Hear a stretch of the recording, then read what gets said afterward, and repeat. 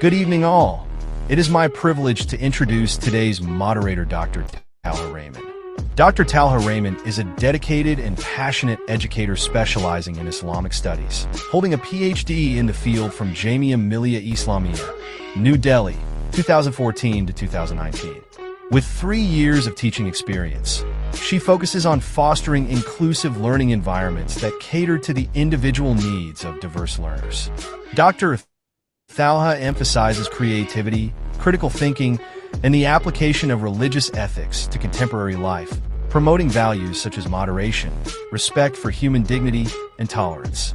Currently, Dr. Talha serves as an Islamic education teacher at Amity Private School in Sharjah, UAE. She is actively involved in continuous professional development, CPD, offering masterclasses as a subject expert and providing demonstrations to other teachers.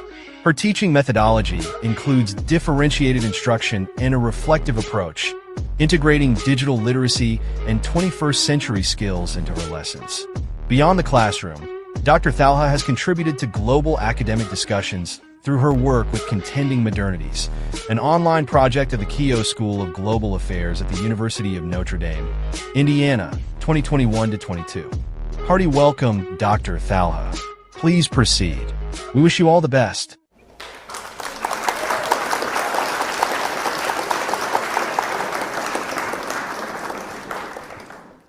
Thank you for that very kind introduction.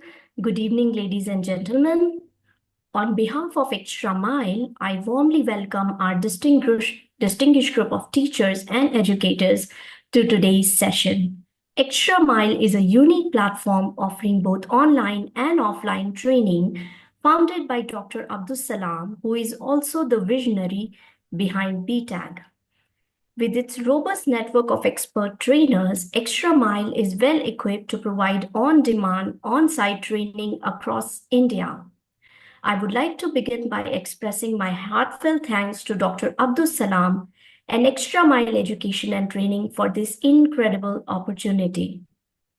Adolescence is a dynamic phase, full of growth, self-discovery, and often a touch of rebellion. As educators, we may find it challenging to navigate these behaviors while maintaining a positive and productive learning environment.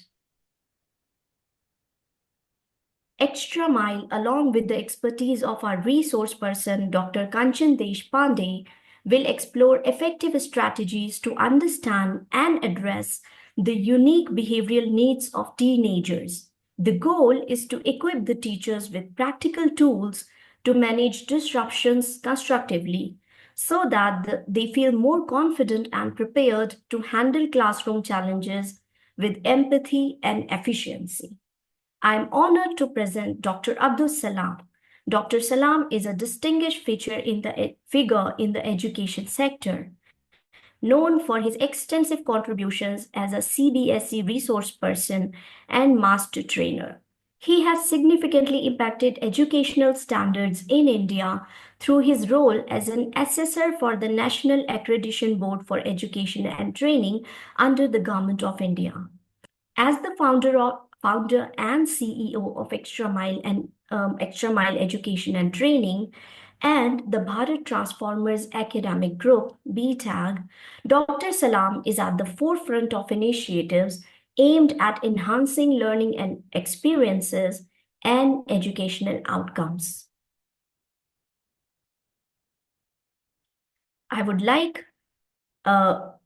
He is at the forefront of initiatives aimed at enforcing learning experiences and educational outcomes.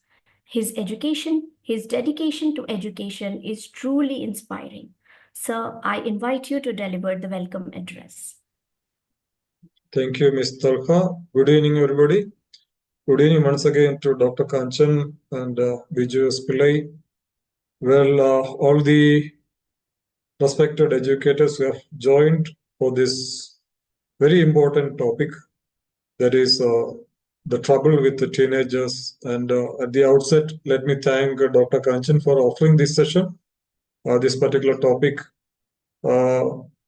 Enough is spoken about the topic by Talha ma'am. And we know that on a daily basis, we confront a lot of issues with higher grade students, senior students. And I know a couple of teachers, they are very good at teaching, subject experts, but they are not gelling with the students. They are, their motive is to come to classroom, deliver the syllabus, and vanish. But most often they have to get the students out of the class sometimes, and this goes on, and some teachers come and say, I am not able to teach in the particular class. So when you put me, put the timetable, please don't give me that particular class. This is the existing scenario. The only thing is, definitely teachers, they are human beings. They have a lot of things to be taken care of in the classroom. There are 35, 40 students, we do understand. And of course, we have to scold children. Early in our times, we were beaten up. And that is why we are here in such a platform and positions. But nowadays, this is not going to have help the teachers definitely. So we have to take care. Let us call them, but the students should understand. They should understand that why they are being scolded. So there should be a connection, an emotional connectivity with the teacher and the students. Then things will work. I was talking about a few teachers who cannot gel with the such students, but there are a good number of teachers who go very well with along with the students, whether they are good at subjects or not.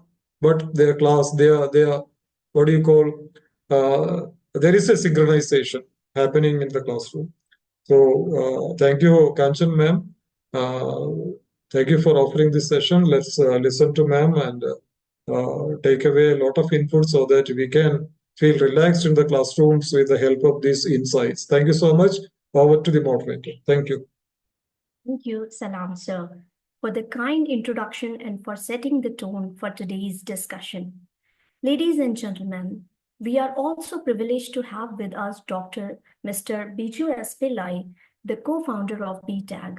With vast experience in the education sector, including his role as principal of several renowned CBSE schools, Mr. Pillai has made significant contributions to the field. Sir, I invite you to address the gathering and share your valuable insights. Over to you, sir. Thank you, Taha Rahman. Most respected Program Director, Dr. Abdul Salam, sir. Today's resource person, Dr.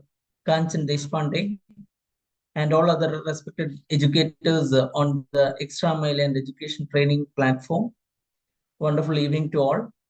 Now, coming to the teenagers from the age of 13 to 17, during their adolescence period, they are actually learning to define who they are, what they want, or what is their space, what are their values, priorities, respect.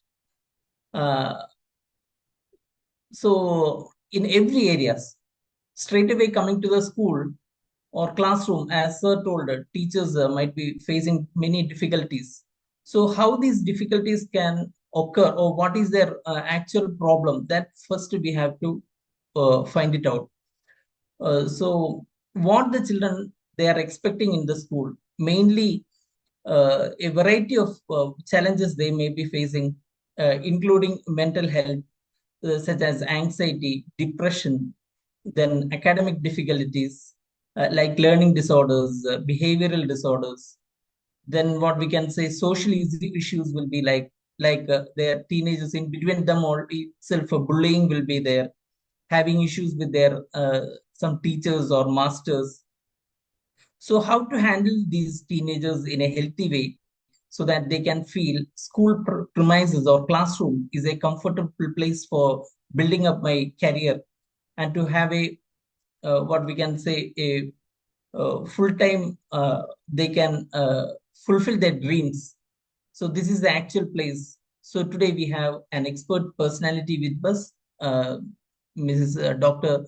Kanchan Deshpande, who can explain very clearly and give a very good picture about all these problems, how to tackle. So the teachers who are handling higher classes will have a wonderful opportunity.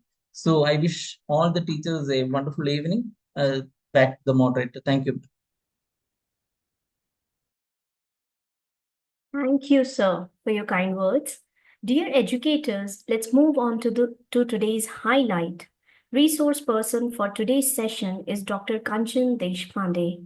Dr. Kanchan Deshpande is the principal of City Pride School in Nigadi, Pune.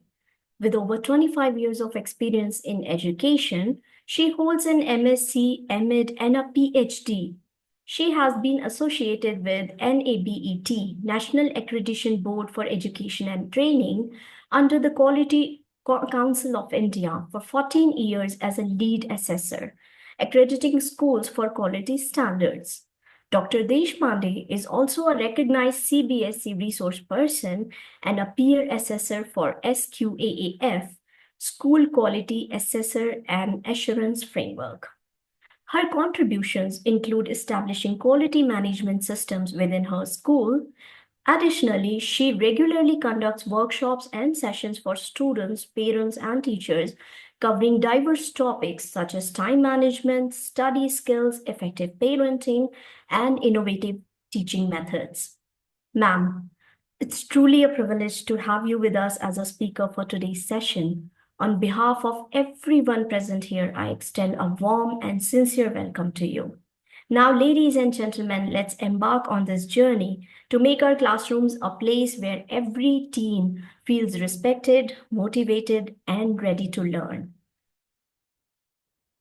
I invite Dr. Kanchan Deshpande, ma'am, to take over the session for the evening. Over to you, ma'am. Thank you so much, ma'am, for a lovely introduction. Before I begin, I would like to thank Dr. Salam sir, Dr. Biju sir for giving me this opportunity. I would like to share my screen.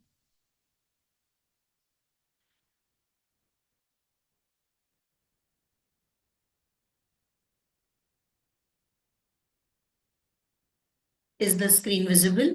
Yes, Yes, ma'am. ma'am. Yes. So the first slide I have displayed, I hope it is visible, understanding and connecting with teens. Yes, ma'am, it is visible. Okay, great.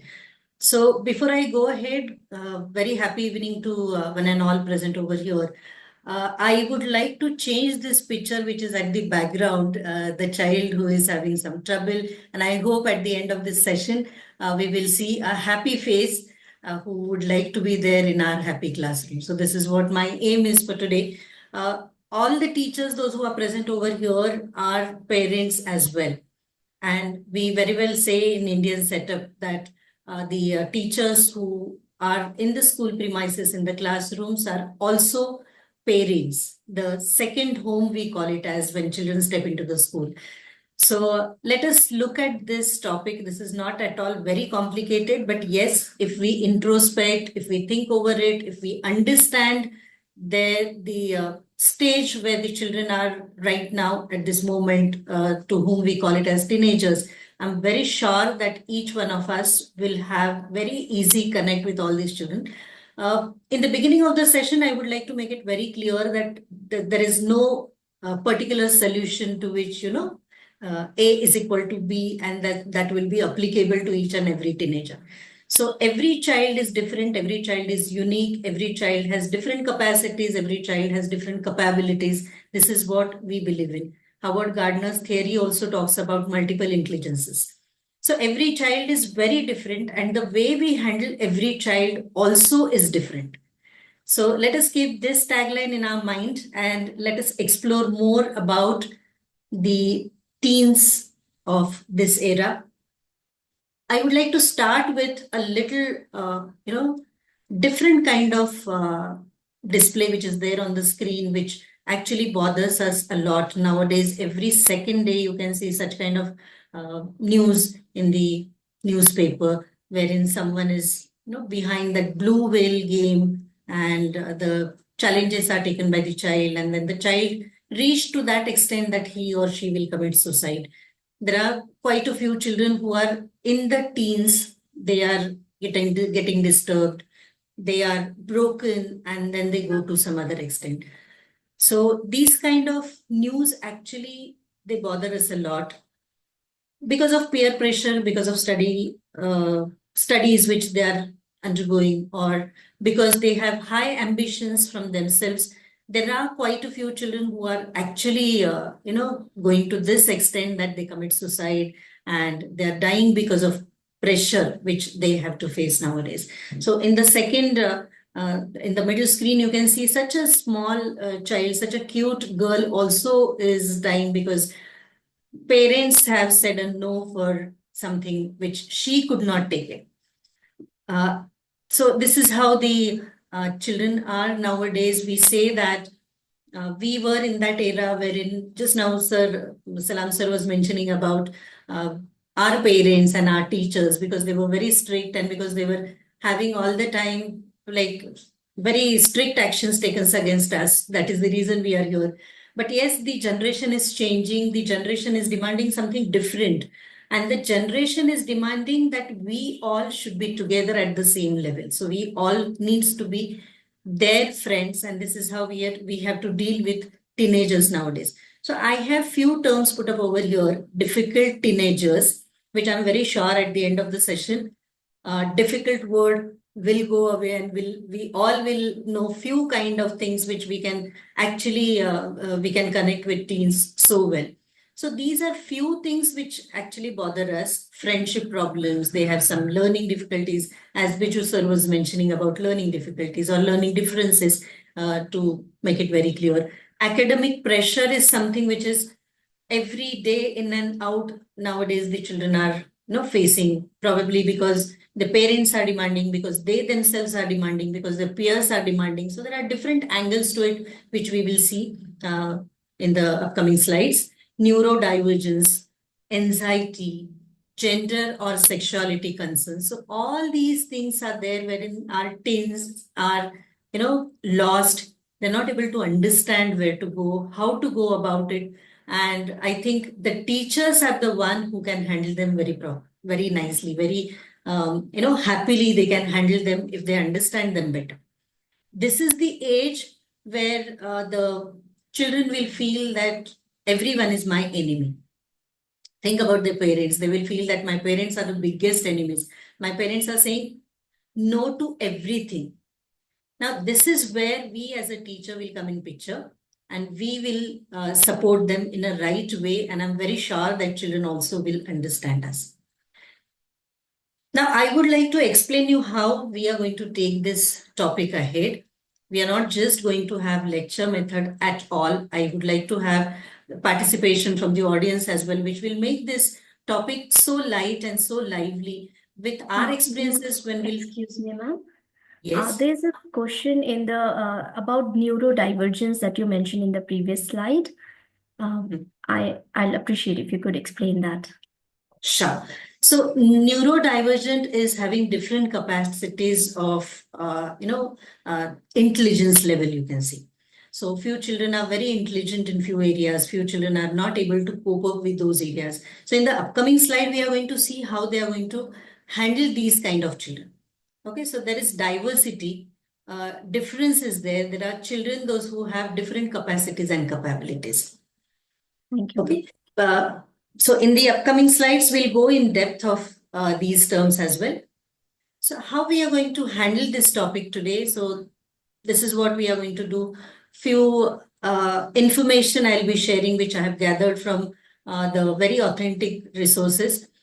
Few case studies we are going to discuss without taking any child's name. Now, these case studies which I have chosen are actually real stories which had happened. But without taking that particular child's name, I would like to put forth those case studies so that we can actually connect with the real problem which is existing in the society. We are going to have discussion. For discussion, we are going to use chat box, wherein you can actually put your questions whenever the discussion time comes.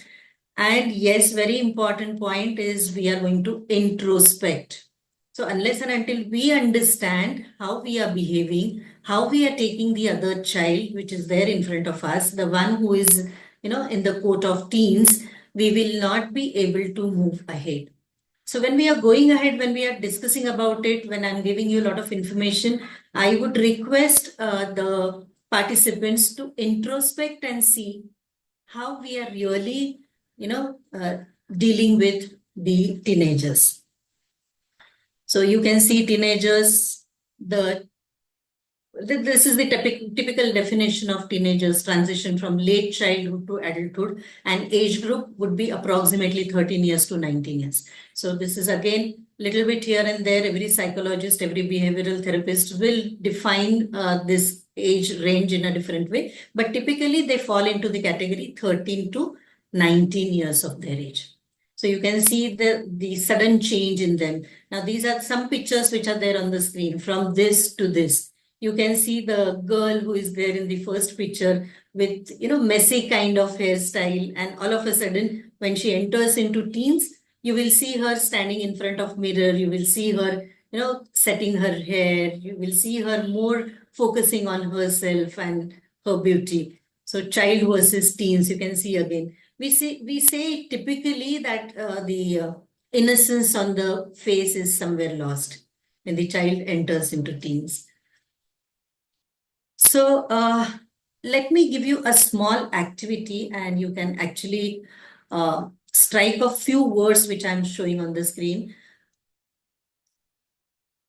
which you do not like. I'm very sure the answers are very, very easy, but I want you all to introspect when you are, reading about these words. And each one of us will have the same expectation that everyone should love us, everyone should pamper us, everyone should listen to us, respect us, everyone should be friendly with us.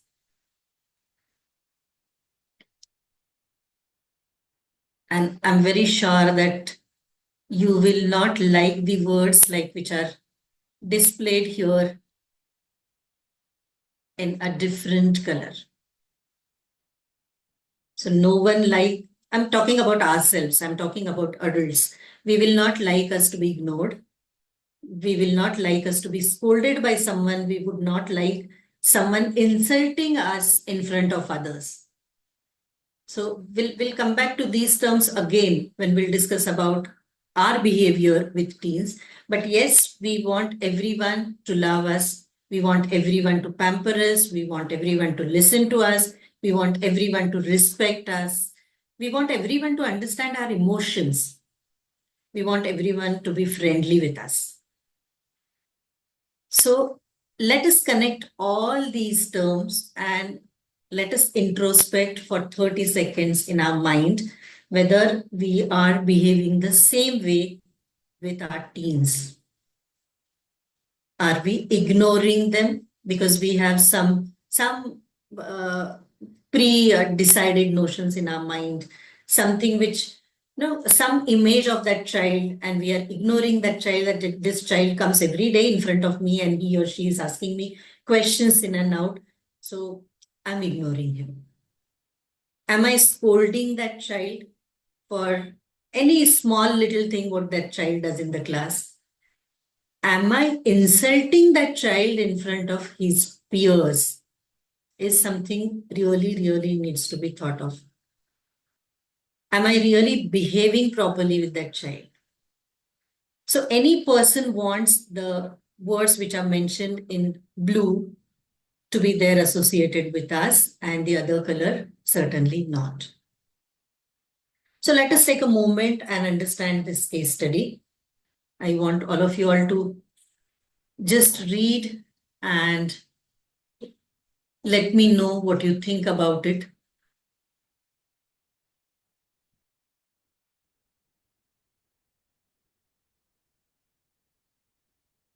Ignorance is something,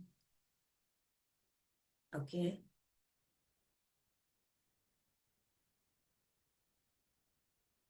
Yes, scolding, insulting in front of others, we will certainly not like. So everyone has written about these words which I had mentioned in different color. Have you all gone through the case study?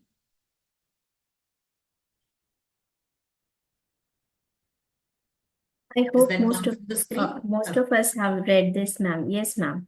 Mhm. Okay. So may I know if you want to say something for this?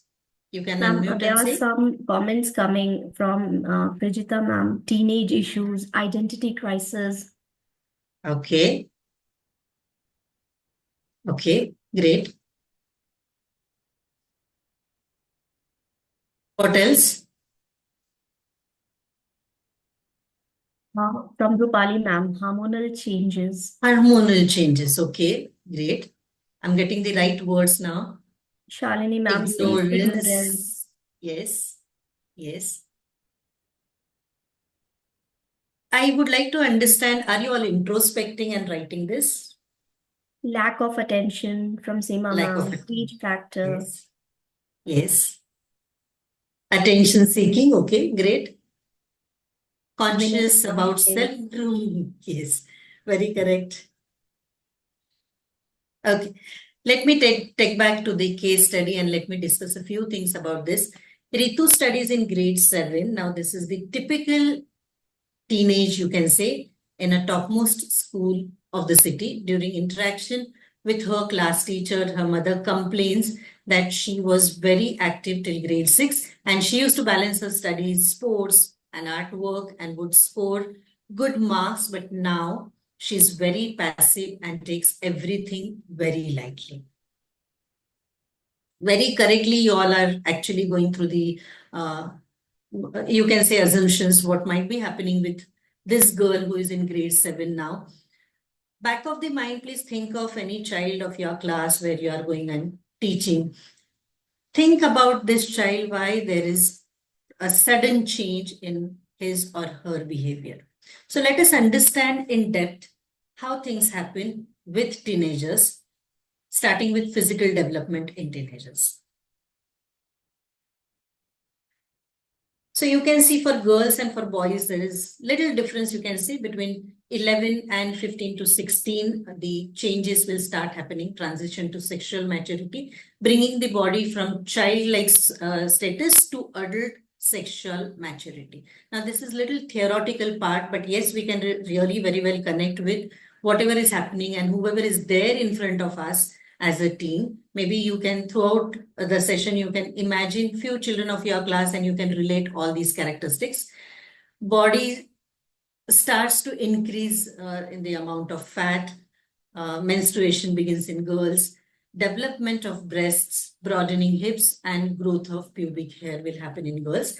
And girls, you can see because of that, they are little, their shoulders are drooped. They find themselves little uncomfortable. So whenever these kind of children, like when they come into these kind of changes, they will avoid mingling up with the other people in the family. They would like to prefer to be aloof. So immediately, instead of scolding them like till grade 6, you were doing this, but now see, you have changed a lot. Why are you not coming and sitting with us? Let us understand what is happening with them and why are they behaving this way. You can see boys between 11 and 17 to 18, these changes are happening. Bodies start to build more muscle weight. Testes develop and release sperm. Development of facial, body, and pubic hair and penis growth. So these are the typical changes what happens during the teens. Now, these children are facing these changes and they're probably, in the initial stage, they're thinking about their own development and the difference what they can see. And they're thinking in their mind that, is this happening only with me?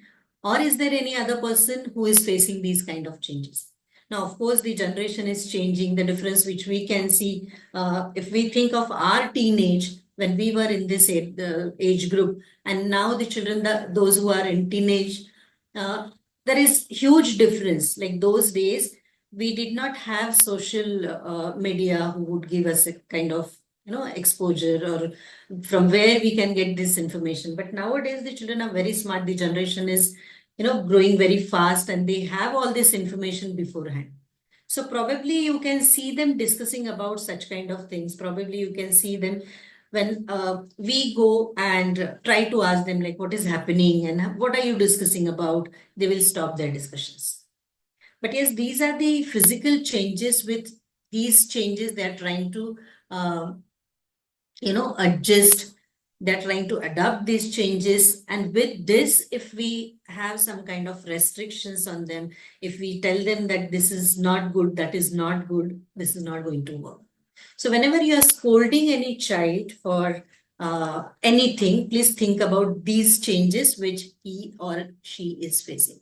So what happens when they face physical changes? Now, this is typically the first slide which I have shown you, the biological changes which could be seen and which is observed by everyone. You can see drastic changes. You can see two extreme ends in teenagers. A child who is very short and his height is not increasing at all compared to the other child. And all of a sudden, you will see that in grade 7 or 8, that child will have very fast growth in his height. Or any girl who is looking very childish in the initial stage of her teens, and all of a sudden she will show all these changes. So there are different ways, different speed with which these changes happen in their body. But what happens when these physical changes are there and when they face these kind of changes in them? They become cautious about their body changes, as I was telling you. They show a different kind of body language. They would not like to mingle up with their peers. They would not like to mingle up with adults, basically. If someone comes home and if you are calling your child outside that please come and have a say hi, hello to auntie, they will usually avoid doing that because they will be cautious about their body changes. So instead of forcing them, instead of saying them that please do this, why are you not participating in dance, for example? If we take example of a girl who is very good dancer until say grade 6 or 7, she was dancing so well and she was so confident on the stage. But all of a sudden you see her taking a step back. She doesn't want herself to be focused. She doesn't want herself to be, in the middle of the stage for dance. She will always try to hide herself. That is the reason you might see that these kind of children will always feel that they should be backbenchers. No matter how much we tell them that come, sit in front, these benches are free, but still they'll prefer to be backbenchers because they're very cautious about their bodily changes. Their shoulders will droop down. They'll have little low confidence because they're facing all these physical changes. You can see them wearing jackets always. This is what we see, and we scold them that this is summer season or it's not very cold. Why are you wearing jacket? And then we confiscate jacket. We keep them with us. But we should understand why that child is wearing a jacket. So this is the reason why he's doing so or she's doing so. They sweat a lot. Still, they would like to wear a jacket because they would like to hide their physical changes from others. They do not want them to be noticed by someone that these changes are there in them. They avoid participating in physical activities. You might see that children were very active till grade 4 and 5. If we consider only one class of yours, all of a sudden you will see that few children are, taking a back. They're not really participating in the physical activities, particularly the mass PT which goes on in the schools. So how many of you have seen the children not really participating in mass PT, or they're just not wanting to have mass PT at all? I'm sure that a lot of children will have the not really phobia as such, but they do not want to participate in mass PT. Yes, I can see in the chat box. The sad part is parents still consider her as a kid. Yes, this is something very important that the teens will always have a kind of uh, two different sentences in their mind. That my parents are saying that you are grown up now, you can handle on your own. And on the other side, my parents are saying that, no, you are still not grown up. So am I really grown up or am I still a kid? So they always will have such kind of confusions. They're not interested in the mass PT. Yes, someone is writing in the chat box that they're not interested in mass PT. So typically, if you see middle school children will avoid going on the ground. They will avoid being a part of the mass PT. So this is only because they will have these kind of physical changes. So what are the worrisome changes for them? For the teenagers, I'm just talking about them, how they are feeling. Rapid increase in weight is some concern for them. They're not able to understand how to control that. Now, the best way I'll tell you is to suppose if you would like to, it had happened with me and in few children in my class. When the girls were not really drinking a lot of water, the adequate water, which they actually need to have in a span of a day. So we kept on telling, parents kept on telling, but they were not listening to anyone. Yes, yes, I will drink, but then the bottle is still, as it is at the end of the day. So once when I was interacting with them, I had told them that if you drink a lot of water, you will not have pimples on your face. Trust me, they started drinking water and they had that in mind. And after a few days, they found that yes, water retention, water intake is something very important for their bodily changes. Similarly, if you can tell them that if you sit in one place, you will have rapid increase in weight. So let us, take a round on the ground. So more than a teacher, I strongly feel that you have to be a friend with them. At times, you have to take a round with them on the ground. At times, you'll have to play with them. At times, you'll have to do mass PT along with them. When they will understand that my teacher is doing it, why not me? So this is how we'll have to get it done. If you tell them in a straight way, in black and white kind of language, that you have to do mass PT, I'm sure they'll not do it. Becoming introvert, as I have given you example of how they behave with their family, that if some unknown person comes, they will avoid going in front of that person. In the school, we can see them not coming ahead for any kind of activity. Earlier, till grade 5, grade 6, you can see them. If we throw it open to the children, come on, who would like to come and say, anchor this program? You'll have a huge line in front of you who will say that, yes, I would like to anchor the program. But once they are into teens, they will avoid coming ahead for such kind of activities. They would like to be on the back seat always. Always prefers to be alone. Because they're always thinking about their bodily changes. They're thinking, this is happening with me. Is this happening with my friend as well? How am I going to cope up with these changes? So how will I look after few days, few months or so? Am I going to look ugly? Is my peer group going to accept me or they're not going to accept me because I am showing few kind of changes in my body? So all these things are going in their mind. That is the reason you can see them getting aloof. You can see them not concentrating in their studies. You can see them daydreaming. Many a times you might have observed that you are talking to them, you are giving them some instructions, they will nod their head in the class. They will say that, yes, yes, we are aware of this. Next day, if you ask them, they don't know because they have not heard you properly. They were dreaming, they were thinking something. So this is very typical change which you can see in teen. Prefers to be in closed room because they would like to explore what is happening with their body. They would like to explore what changes have been, seen in their body. Always they will be worried about how my body is looking now. So you can see them always in the closed room. They're trying to explore. Nowadays, the social media is so active. They have mobile phones, they have internet on the computers, they have laptops in hand. And then they start exploring a smallest change. Even the smallest, like, why is the pimple there on my face? So girls are very, very, the mobiles are very handy, internet is very handy. So they'll put that query into the Google and not always Google Baba is very correct. So they're confused. My teacher is teaching me this way and this is what the information I've got.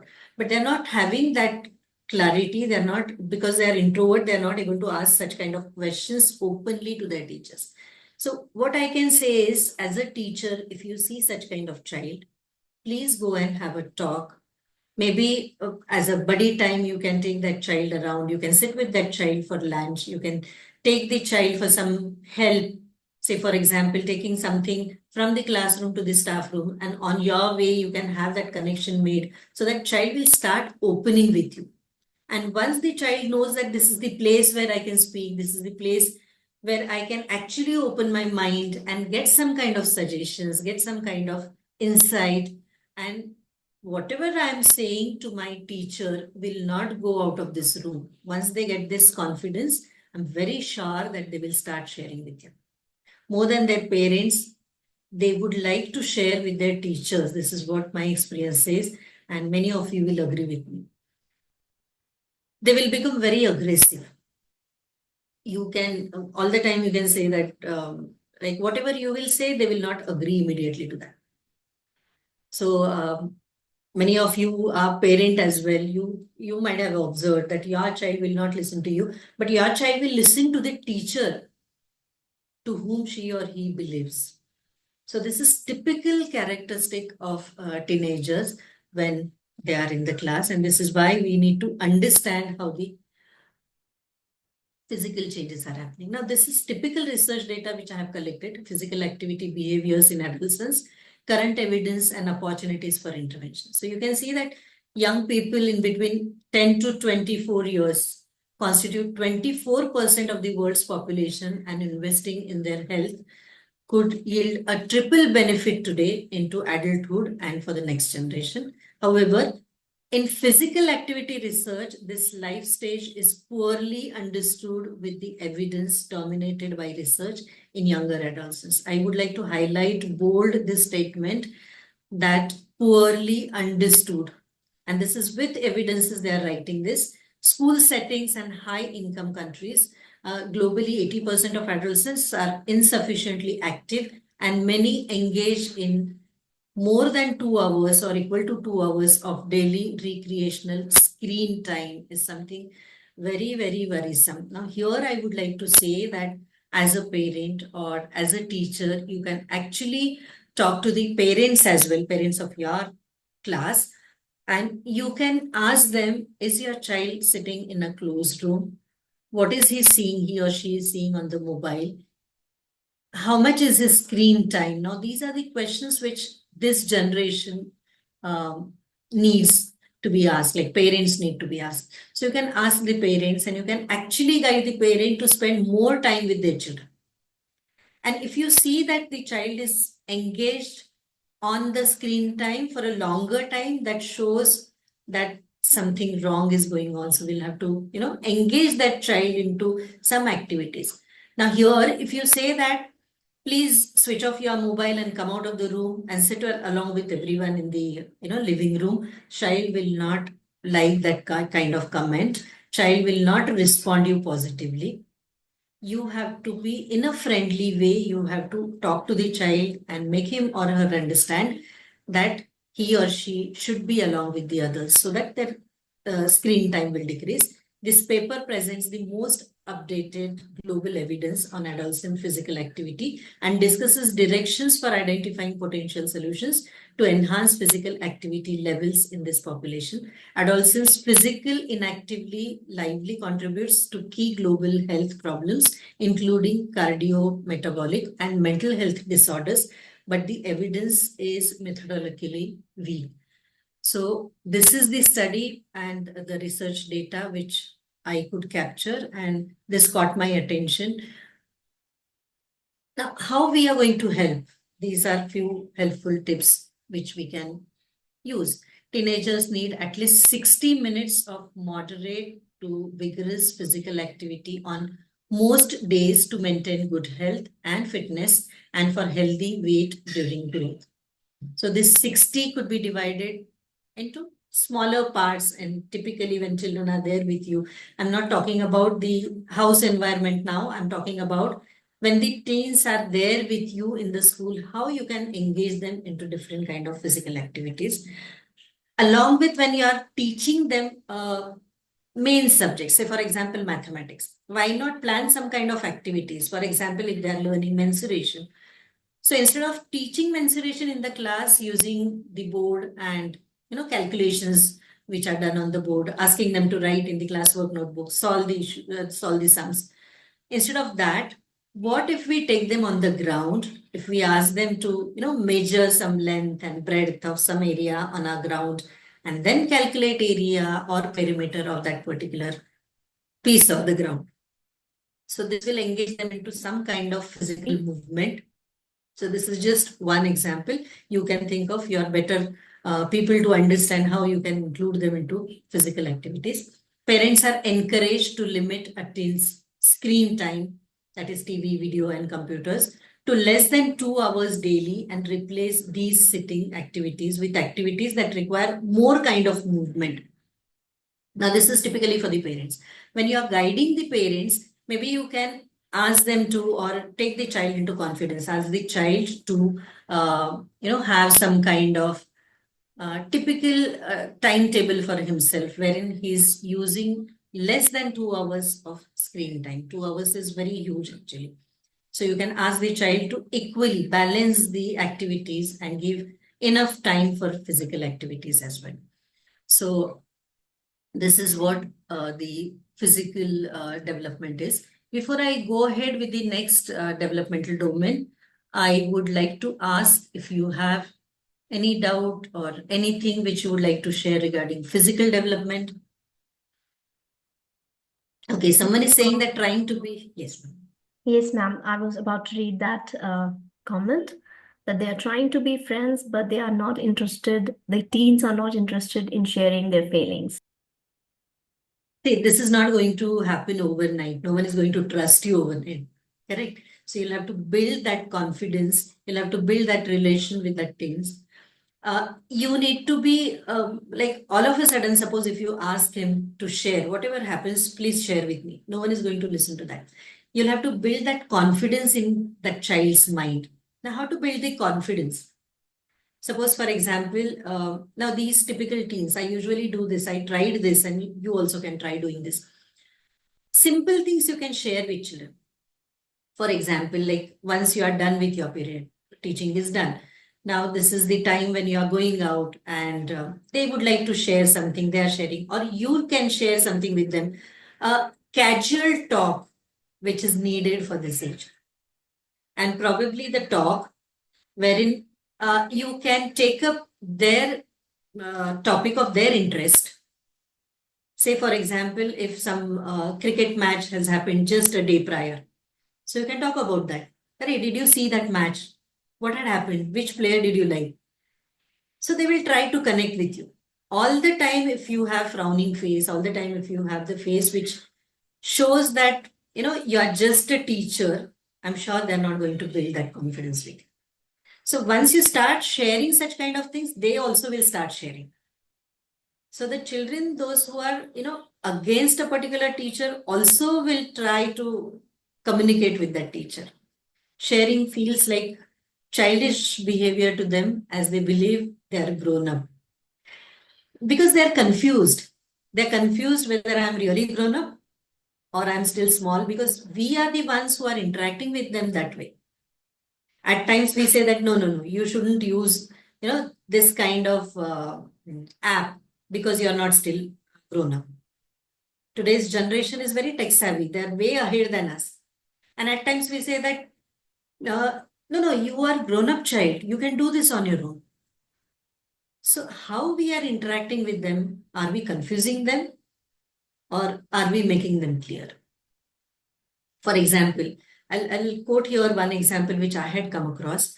Few children I had seen talking about some girl, and they passed a comment that the girl is very sexy. So such kind of comments, how are we taking as a teacher in the class? As I mentioned, this generation is very fast and they're catching up with few words which are not supposed to be used or which are not really very good words in our dictionary, but they're casually using it. Are we making a story out of it, and are we making this as talk of the town in the staff room? This topic is discussed. Array, this child had spoken this way. Then we go and speak to the others.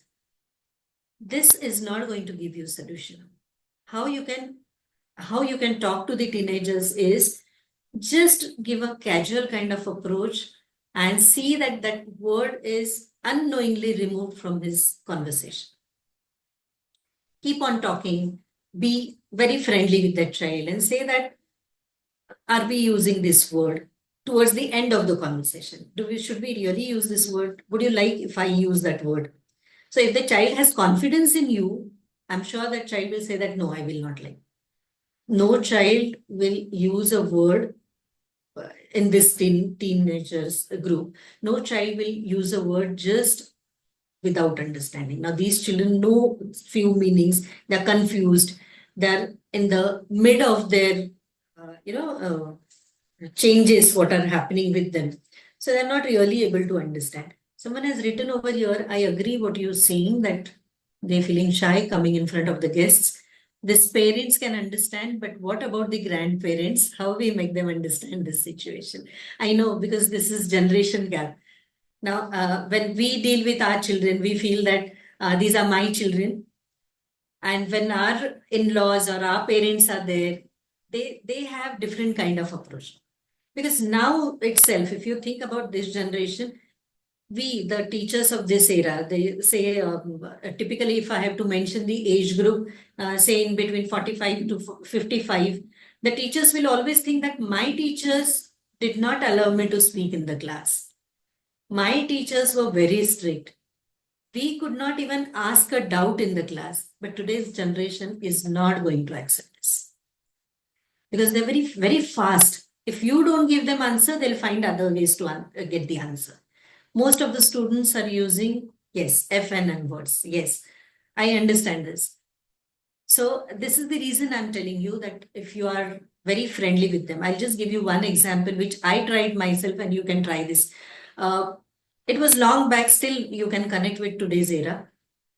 In between, Facebook was on demand, and when we did not have Instagram account, when we did not have WhatsApp, Facebook was there, and everyone used to have Facebook. When they were making their accounts, they would enter their birthday to show that they are elder to the age, and then they would open that account for themselves.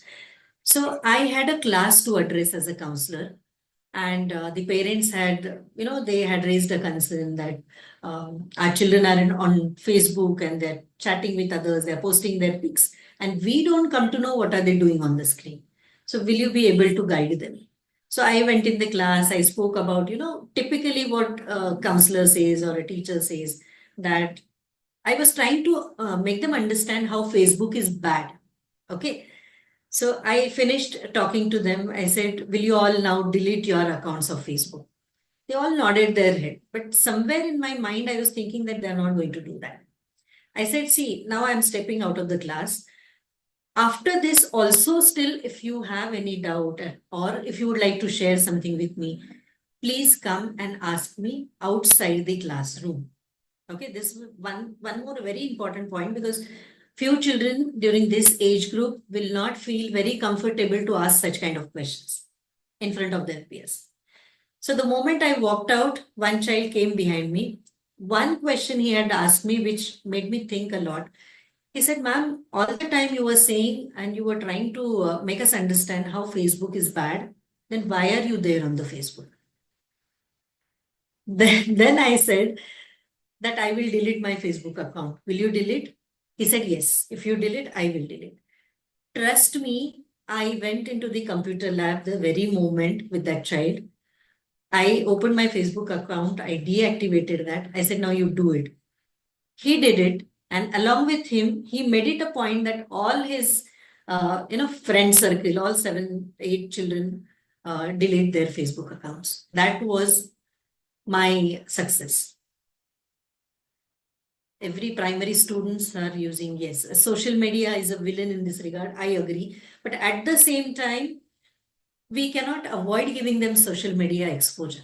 We need to understand, if we keep our children behind the era, suppose, for example, tomorrow if we decide that our children shouldn't be there on Facebook, our children shouldn't be there on Insta, our children shouldn't be there on, say, WhatsApp, then actually we are not giving them right kind of exposure, because later on somewhere in their studies, in their higher studies, if they're not doing this, if they do not know how to connect and how to find out some kind of information from social media, they will go down and it will be a big flop. Instead, what I feel is, Give them exposure and tell them where the boundary should be drawn. This is very, very, very important. And that only teacher can do. Yes, you agree with me. Thank you, Parit. So this is what our job is as a teacher, because more than parents, they will trust teachers. So tell them that here is your boundary. For example, now I'll come back to the parenting. When you are sitting with your child at home, or you can guide this to your parents as well. When you are sitting with your children at home and you are watching some movie is pretty good, and some scene comes which is not really, good to see along with your children. And then as a immediate reaction, what we do is either we'll switch over the channel, or we'll tell our child that this movie is not good, you'll put it off. Never ever do this. Let that movie get over. Talk to your child as a friend and explain. Yes, I understand it is too embarrassing, but explain to the child, because see, we say that as children grow, they are your friends. So now the teens means this is the age group when they start becoming your friend. So instead of putting it off, have very good conversation with your child and ask your child's opinion. You can casually say that the scene which was going on, I don't think it is right. Do you think so? Ask a question. This is how in friendly way you can make your child understand instead of putting it off. Once you put it off, your child will have a lot of enthusiasm for that, lot of curiosity about that particular scene. In your absence, I'm sure that nowadays the internet is there in their hand. They will open that kind of scene. They will see, and they will have a number of things going on in their mind. They will not have right direction. Yes, curiosity will be there. Instead, connect that with science, connect that with psychology, connect that with these kind of changes. That is the reason I have taken physical changes. The slide which I had shown you, what kind of physical changes are there? This is to understand through which phase they are going. And all of us have actually gone through that phase. Only the difference is in our times, we used to have joint families. We used to have people all around us. We used to listen to our parents. Now this generation is having a number of questions in their mind. They will not, simply listen to your instructions. They'll ask you 10 questions. But see that you have the answers for all those 10 questions. I hope I made it clear. Shall I move ahead? Yes, ma'am. Okay. Now, another case study. Raj recently started hating his parents. He avoids talking to them. He avoids being with them, having food with them, outing with them. He screams if either of them asks him something.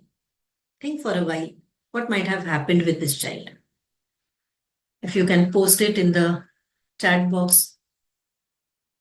Someone is writing, yes, it is important to have an open talk with our children who are intelligent and have access to unlimited information. Exactly.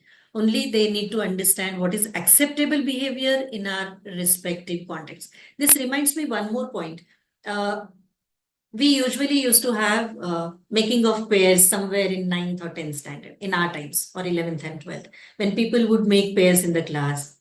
चिढ़ाते थे इसके नाम से उसके नाम से. But nowadays, this is really like preponed and it is into teens. So if you tell them that there is no harm in liking a particular girl or a particular boy, but this is not the right age, shall we focus more on your studies and making your career? Probably once you become very good into your career, that girl or that boy will actually respond you very well. See, talk to your child this way. I'm very sure that your child will understand. He will first try to make his career, or at this time, like getting good marks, focusing on studies. These kind of changes you can see. Ma'am, Continuous. some comments we are getting. Miss Komal ma'am writes, continuous comparison with their generation and Raj's peer. For every situation, we used to do that and this. Physical, This is very emotional abuse. Very correct. Very correct. Thank you for this comment. We tend to make such kind of comments that in our times, you know what used to happen? Our parents used to be very strict. We never crossed our boundaries. But now see what your generation is doing. In our times, we used to listen to our teachers. The moment teacher used to say that tomorrow I want submissions, we used to make it ready. But your generation doesn't know how to be punctual. Always, if you compare this way, children will feel that this teacher is not someone with whom I can openly speak. See, first of all, we'll have to accept that this generation is really changing, and the changes are very fast. Very, very fast. Now, for everything, whatever we speak, they want evidence. For everything, whatever we tell them, they have some queries. For whatever we say something, they want quick answer. I jokingly, I call this as Maggie generation. So within 2 minutes, they want everything to be ready. They do not have patience. But then if we say that you do not have patience, in our times, we used to have patience, they're not going to trust you. They will not talk to you that frankly how they should actually. Food habits also influences the children. Yes, I understand. Now here as well, if you tell them that the street food or say burger, pizza, fast food is not really good for your health, this will be complete theoretical what you are going to talk to them. If you connect that with their physical appearance, I'm sure they are going to listen to you.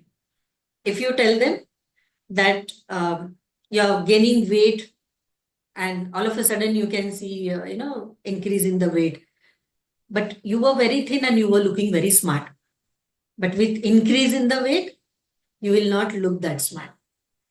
So will you please see what kind of food you can avoid having? Then he will try to understand that this is connected to my physical appearance, and I'm sure that he or she will think about it. Okay. So this case study which I have shown you on the screen, this has happened with my colleague's child. All of a sudden, she had seen that she would usually go with him on a long driving, but body shaming, no one should do that. Yes, I agree with this. Body shaming also is something which, again, here, as a teacher, if you talk to the children and if you tell them that you shouldn't do body shaming, no one is going to like, and no one is going to listen to you. So you need to have some kind of conversation wherein you are keeping all your academics aside and you are talking to them, taking them into confidence, telling them that would you like this kind of approach if someone is talking about your body. Then they will understand, putting themselves into their shoes. Then they will understand if I don't like, others also will not like. So you'll have to create such kind of short stories for them or some kind of case studies for them. Extrinsic environmental influence. Yes, I agree. So I was talking about this story which I had seen happening. One of my colleagues' child, all of a sudden, he started hating his mother. His father would work somewhere abroad, and his mother used to be here, and she would, many a times because father is not there in the town, she would take him on a ride. They would go in the city for a long drive, and they would have some food outside. So on Saturdays, usually it used to happen. All of a sudden, she had seen that change in his behavior, that he started telling his mother that I don't want to come with you for a long drive. She was not able to understand why suddenly he is behaving this way. He stopped sitting with her. He stopped talking to her. He was avoiding her. The moment she would enter into, say, suppose, for example, if he's sitting in living room, the moment she would enter into living room, he would get up from there, he would go into his room. The moment she would go in his room, he would shout, why are you entering into my room? This is my personal room. How come you are entering into my room? Did you take my permission? So such kind of comments she started getting. So when we were having a discussion, she had shared this with me. So I said, maybe again, you can just say that I would like to understand why have you changed your approach towards me. So just request him that this is last time, please come with me on a long drive. And then try to open up with him. So trust me, at the end of the conversation, she got to understand that he started understanding how was he born. And then he started imagining that his parents are meeting and then he was born. This fact he couldn't digest. See how the children are thinking. Then she started connecting that with biology. And then she explained him how the reproduction is and how he was born. When she had a very clear dialogue with him, he understood what kind of, things happen in the world. Otherwise, he did not see his parents sitting together. He did not see he did not know about such kind of things. And he had all confusion in his mind. So he started hating his mother, that my mother and my father were sitting together. So how could do this? This is not good. So once she cleared that concept to him, then he understood that this is how it should happen and this is how it happens with everyone. Then he started understanding, and then he slowly moved to be a very good friend of his mother. And then she would have very good discussion with him. Now the boy is married, he's settled in his life. But trust me, when he started liking a girl, he had come home and he had shared that with his mother first. And he said, I did not share this with anyone else. I feel that you are my friend, so I'm sharing with you. See the kind of change, because he started trusting his mother. Raj shouts at parents, maybe due to his lack of anger management, which is common at this age. While he screams at parents, we have to check his habits. Might be into alcohol, drugs, etc. Yes, we cannot deny this. One more case study which I had taken in the upcoming slides, but I would like to connect with this. This had happened recently in Pune. You might have read this news also. Without taking the name or the area where it had happened, let me explain you. A child who was a teenager, all of a sudden he started showing different kind of behavior at home, and he would always lock his door. He would always wanted to be aloof, in isolation. Whenever his mother would go into the room, she would knock and he would shout at her, why are you entering into my room? This is my room. Why are you asking me? I have studied. I know very well. I know what is my aim. I am studying. My teachers do not shout at me. Why are you shouting? You always feel that I'm not doing anything. So all such kind of negative comments started coming from the child. Wherein the earlier stage, wherein the child was into the previous stage, and the teachers used to have all good kind of comments for him. Brilliant child of the class. He used to get very good marks. His papers, the teacher used to show in the class to say that this is how you should write the papers. And all of a sudden, this kind of change. Mother started noticing that the child is going down in studies as well.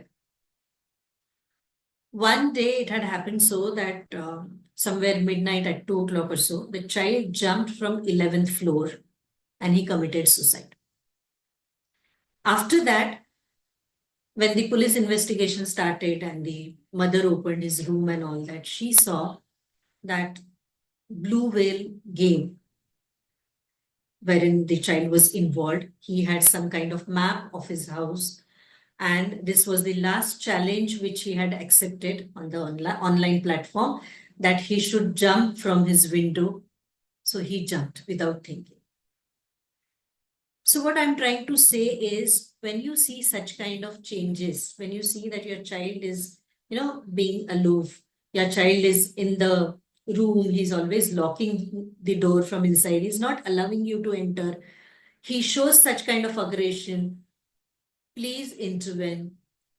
Talk to the child, understand what your child is doing. Yes, it is harmful game. Sites should be banned. I agree to all this, but see, in the given situation, the online platform is so strong that we cannot avoid. Now, this was banned. Actually, this was banned. I don't know how come the child knows. How come child went into the game. But then instead of banning all these kind of platforms, what if we make our children strong? What if we tell them, what if we observe these kind of negative impact, negative behavior from child side, there and then if we take some kind of steps. Now, one more very important point here, I would like to say that approaching a counselor, going to a counselor, taking advice from the counselor is not at all bad. If you see some kind of change, if you're not able to understand, even being a teacher, we are very observant. We see that a child is, his behavior is deteriorating. He's not responding properly. You see some kind of changes which you don't really accept from that particular child. If you see these kind of changes, and if you are unable to handle, if you are unable to connect with that particular child, please make it a point to talk to the counselor.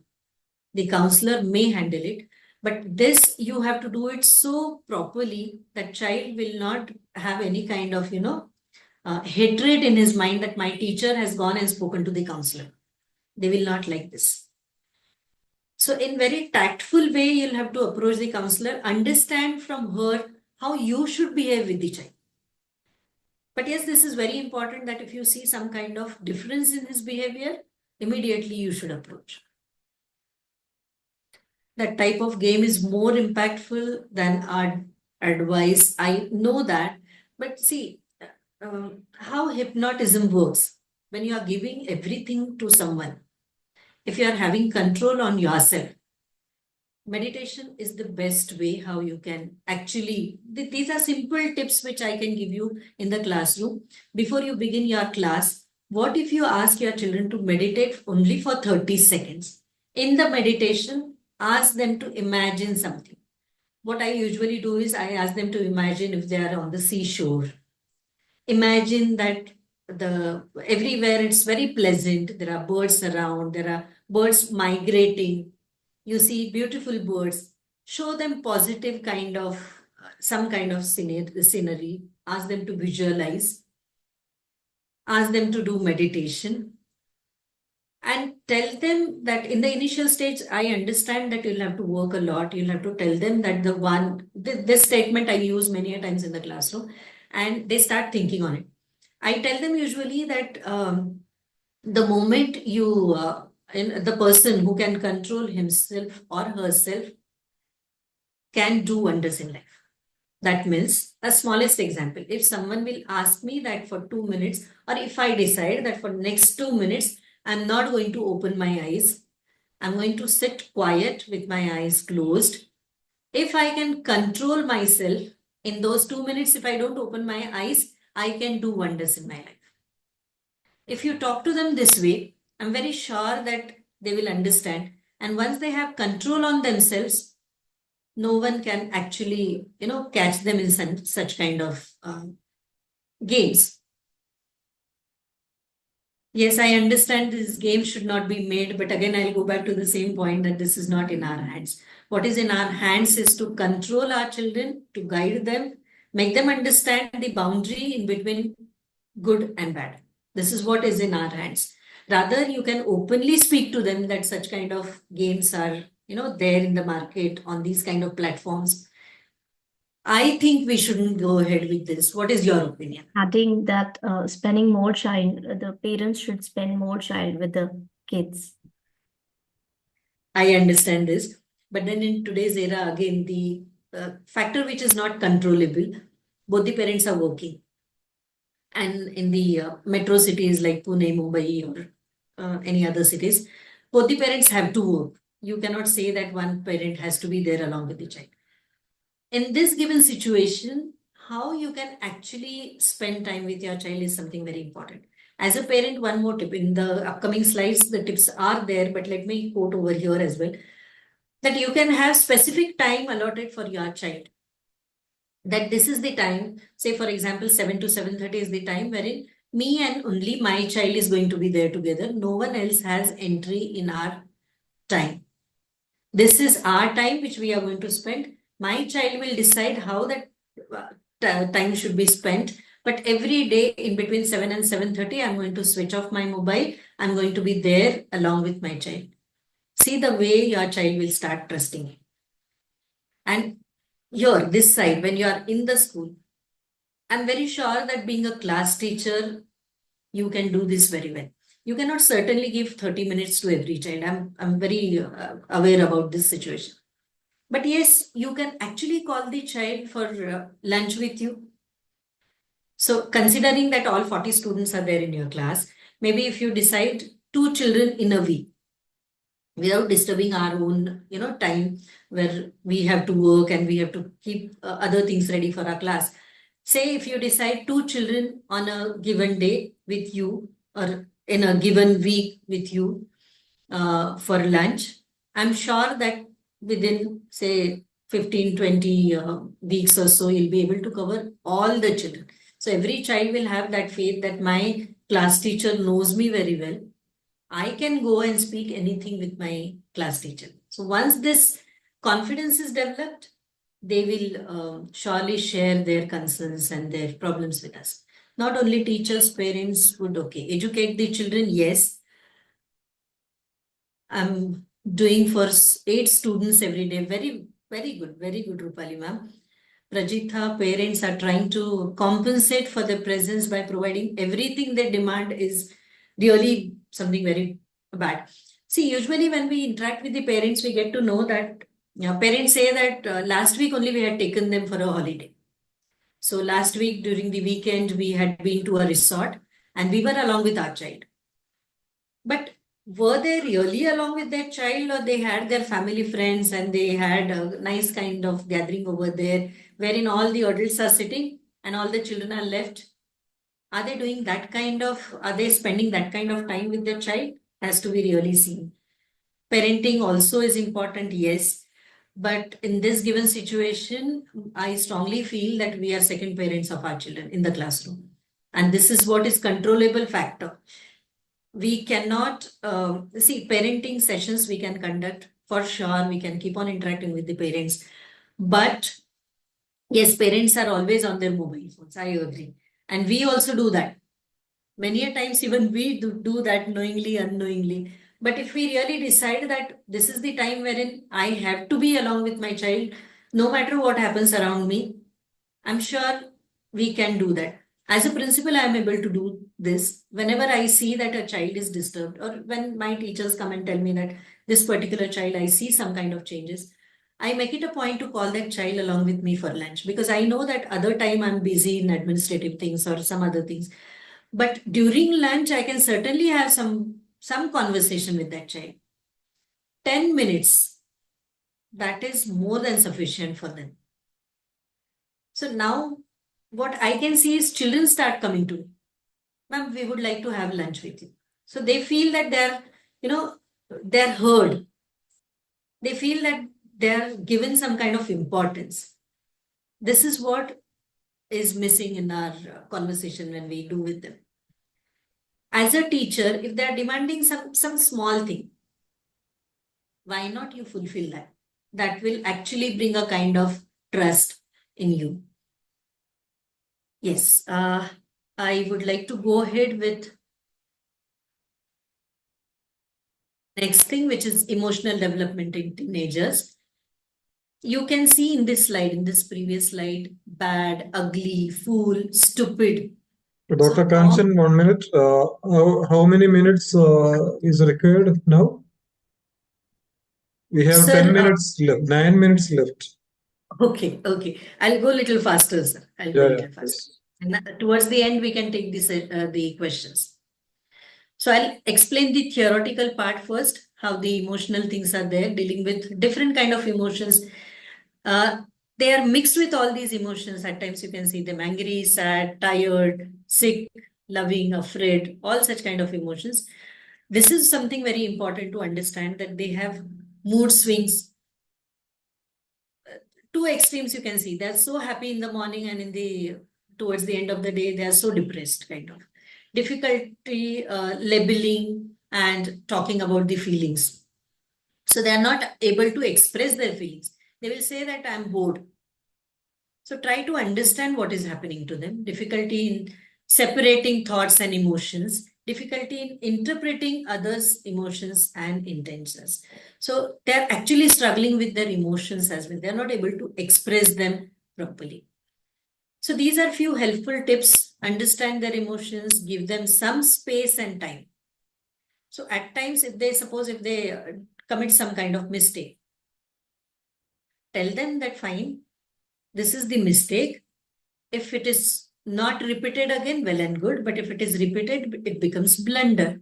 And give some time to that child without talking about that particular mistake. The very next day, though suppose a day prior you are calling that parent and you are, informing the parent that here your child has gone wrong, you're talking to the child. Next day you see that you don't repeat the same story. Normal behavior towards that child should be seen. Give that child little space and time. That child himself or herself will come out of that. Avoid showing your tantrums to the child. No matter how, I understand that we are also human beings. We have so many emotions. We have so many things going on at the same time. But see that you are not showing your tantrums in the class to the child, and particularly anger or frustration. Give them support and confidence. Avoid dictating they will not like at all. When you say that I am doing it, will you do it along with me? Yes, they will understand, they will do it. Avoid comparing your stories with their stories. We had a lengthy discussion about this comparison. This is the statistical data which I have. On 5th of December 2023, over 35,000 students died by suicide in the country between 2019 and 2021. Within the span of 2 years, the Lok Sabha also was informed about it. See how serious it is. The teenagers committing suicide. So 35,000 students in that particular age had committed suicide during these 2 years. According to the data, the number of student suicides increased from 10,335 in 2019, and see how it is increased rapidly in 2021. After this, I couldn't capture the data, unfortunately, but I'm sure that it will be more than this. This is really scary data, which will make us think. This is Ready Reckoner's list, wherein you can find they're readily available on CBSE website, NCERT website, HRD Ministry website, which can give you very good curriculum on health and wellness. Wellness and health is not really related to physical, not only related to physical, it is related to mental as well. So you can refer to these links as well. I'm sure that this presentation will be shared with you. So you can refer to these links. Social development in teenagers is one more crucial area which we see, wherein you can see that this is how their circle is. They have peers, they have teachers, they have different stakeholders, school staff, they have community to whom they have to, interact with. And as they are introvert, as I told you earlier, they're all the time worried about their physical growth, their something going wrong in their body. They're not really being social with their people around. So these are 50 plus social skills for teens. How to talk to the peers, asking for help. This can be very well done in the life skills period, wherein you can have some kind of activities done with them. For example, ask them to share any 2 good qualities of their partner who is just sitting next to him or her. Every child will speak about his or her partner. And at the end, you can speak about every child in the class. Any 2 positive only. So first they will say that I don't think anything is positive in my partner. But once he or she will start understanding how to communicate, how to find out positive things in others, he or she will start sharing and he or she will start looking into it. So this is a list of social skills how you can use for teenagers. Social media, we have had a detailed discussion how to control them. Instead of stopping giving them exposure, tell them how to draw a line and where their boundary should be. This is what I was talking to you, this case study which I have mentioned before this because the topic was raised. So 13-year boy, he jumped from the window of 9th floor, 2:30 in the morning. People say that it is suicide, but media says that he was stressed due to studies, and the fact was something different. He was into that game. And these are some helpful tips. Observe behavioral changes, what he has. If you see a teenager prefer to be in isolation, that is the alarming situation. If you see them speaking lies, this is one more point which should struck you, that I have to intervene and I have to counsel this child. If you see that child hiding things from you, you have to really look into it.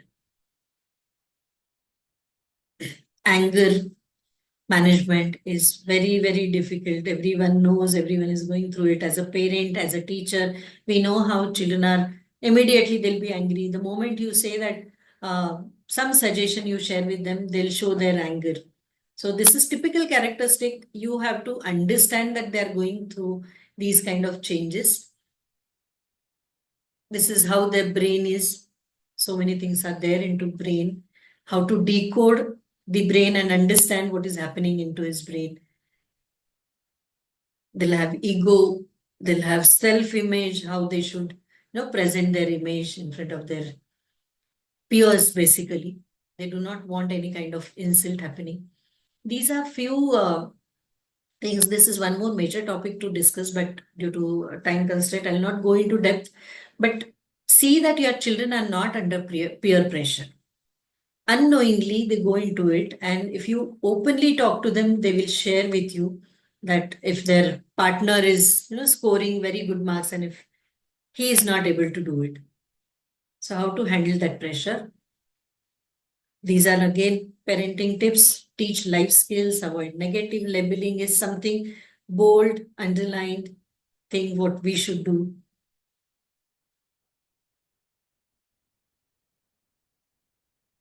How to tackle their challenges, look into that, have good kind of discussion, understand, give them different options, ask for their view, and then finalize the option. Help them this way so that they will trust you. These things are very important as a teacher. Be a 3C teacher. Caring, creative, correct. Supporting teens as we go back to school. 9 tips for the parents again. Again, I would like to mention here, we are parents in the school. So these things should be done. They are very minute observant. They will be observing you, how you are behaving with them, and accordingly they'll depict their behavior. Ma'am, the time is already over.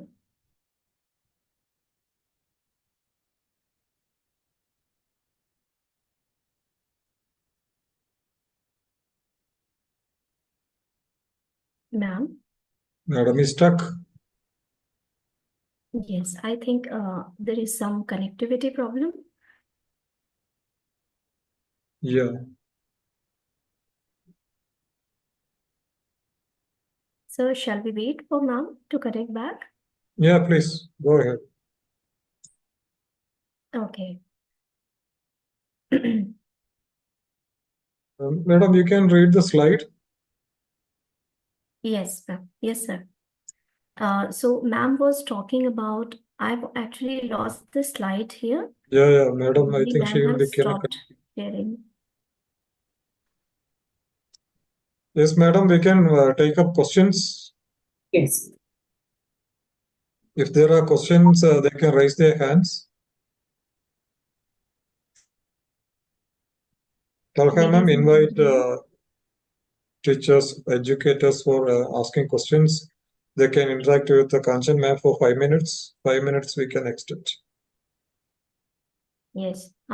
Please, educators, write your questions in the comments or raise your hands.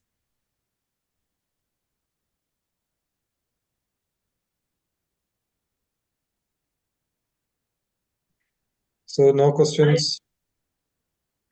Yeah, that was well explained. So we can wind up, ma'am. Certificate link is posted in the chat box. Thank you, sir. So shall Thank I you. proceed? Yeah, there are comments coming in the chat box for about the session. You can read a few Wonderful comments. session, Yeah. ma'am. This is being really appreciated. Thank you. Thank you so much. one very important point, the slide which I had shown you where the words were written, which you felt that this shouldn't happen with me, the negative words. Please introspect about those words and understand how you are reacting to the teens. Yes, ma'am. Thank you so much.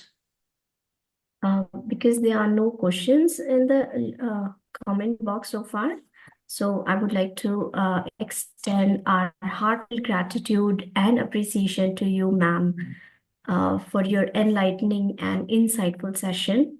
I'm confident that all of the educators are now better equipped for our classrooms, making them more engaging and more fruitful for all the teenagers out there. Dear participants, please note that the link to the certificate and feedback form has been posted in the chat.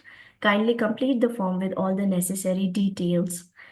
On behalf of Extra Mile Education and Training and BTAG, I, Talha Rahman, would like to express our sincere thanks to Dr. Kanchan Deshpande ma'am for sharing her valuable insights and words of wisdom.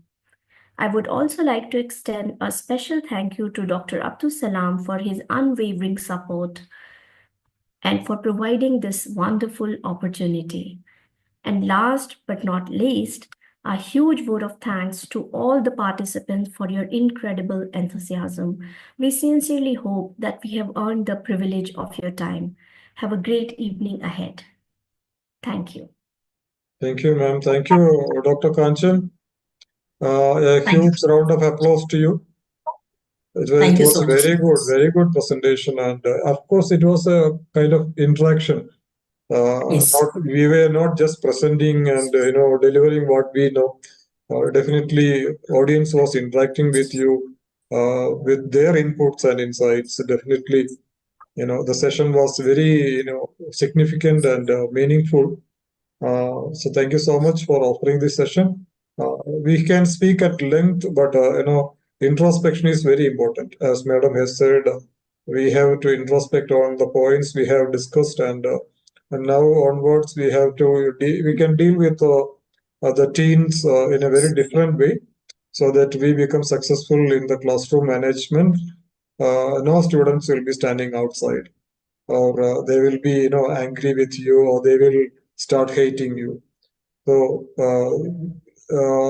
connection with the student is very important. Both emotional connection also is very important with the student. So Madam has explained it very well. A lot of things are there to discuss as well. Yeah, so teens problems never end. Like that, this topic also. So thank you so much, everybody, for joining. Hope you have taken so many inputs, and definitely this is going to help us, everybody. Please share with your colleagues, your friends, and all. This video will be uploaded in the YouTube channel for a reference. Anytime we can refer, because Madam has presented the slides beautifully with lots of data and case studies, and also helpful tips. So thank you so much, Talka ma'am, for the wonderful help you have rendered and throughout the session. Thank you, everybody. Have a good night. Thank you, Dr. Kanchan, once again. Good night, everybody. Good night. Thank you so much, sir. Thank you for the opportunity. Thank you, sir. Good night. Thank you, ma'am. It was